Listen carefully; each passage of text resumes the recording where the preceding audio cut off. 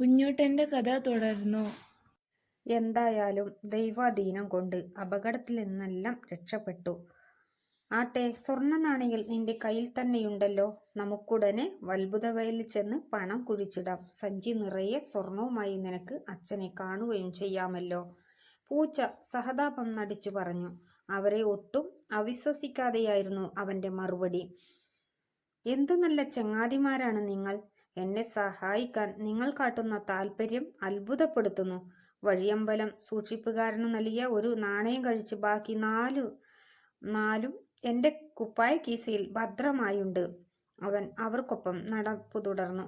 അതിനിടയിൽ പൂച്ചയെ നോക്കി കണ്ണിറുക്കി ചിരിക്കാൻ കുറുക്കൻ നടത്തിയ ശ്രമം പാവം കുഞ്ഞുകുട്ടൻ ശ്രദ്ധിച്ചില്ല. അവന്റെ മനസ്സിലപ്പോൾ അച്ഛനും സ്വർണമരവും മാത്രമായിരുന്നു. അത്ഭുത വയലിലേക്കുള്ള യാത്ര ഒട്ടേറെ വിചിത്ര അനുഭവങ്ങളാണ് കുഞ്ഞൂട്ടന് സമ്മാനിച്ചത്. നിറയെ നായ്ക്കളുള്ള ഒരു ഗ്രാമത്തിലാണ് ആദ്യം അവരെത്തിയത്. ദരിദ്രം പിടിച്ച ഗ്രാമമായിരുന്നു അത്.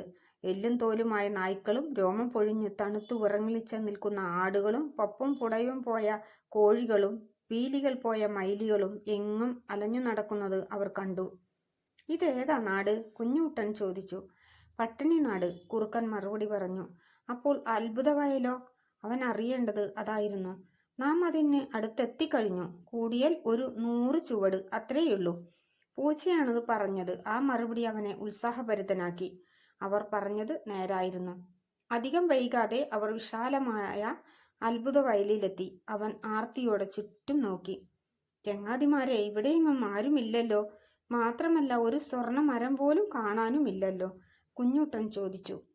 അതോ, കഴിഞ്ഞ ദിവസം വരെ ഇവിടെ നിറയെ കായ്ച്ച സ്വർണ്ണമരങ്ങളായിരുന്നു. അതിൻ്റെ ഉടമകൾ വന്ന് എല്ലാം വിളവെടുത്തുപോയി. മരവും സ്വർണവുമായതിനാൽ അതിൻ്റെ വേര് പോലും ബാക്കി വെച്ചില്ല.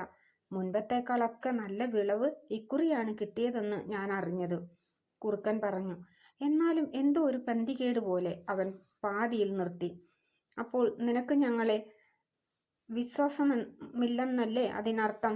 നിന്നെയൊന്നും സഹായിക്കാമെന്ന് കരുതി ഒന്നും മോഹിക്കാതെ ചാടി പുറപ്പെട്ട ഞങ്ങൾക്കിത് കിട്ടണം. പൂച്ച കള്ള പരിഭവം നടിച്ചു അവരെ സമാധാനിപ്പിച്ചു. അവൻ തുടർന്നു. ഏയ്, അങ്ങനെയൊന്നുമില്ല. നിങ്ങൾ എൻ്റെ ഉറ്റ ചങ്ങാതിമാരല്ലേ. എങ്കിൽ പാടത്ത് 4 കുഴി കുഴിച്ച് സ്വർണ്ണ നാണയങ്ങൾ അതിലിട്ട് മൂടിക്കൊള്ളൂ. കുറുക്കൻ്റെ വാക്കുകൾ കുഞ്ഞൂട്ടൻ അനുസരിച്ചു. കുപ്പായ കീശയിലുണ്ടായിരുന്ന 4 നാണയങ്ങളും അവൻ അത്ഭുത വയലിൽ കുഴിച്ചു മൂടി. പിന്നെ നന്നായി നനച്ചു. കുഴി മൂടുമ്പോൾ അവൻ ചോദിച്ചു. ചങ്ങാതിമാരെ, ഏതായാലും 2000 നാണയത്തിൽ കുറയില്ലല്ലോ വിളവ്. ഏയ്, 3000 ആയാലും അത്ഭുതപ്പെടാനില്ല.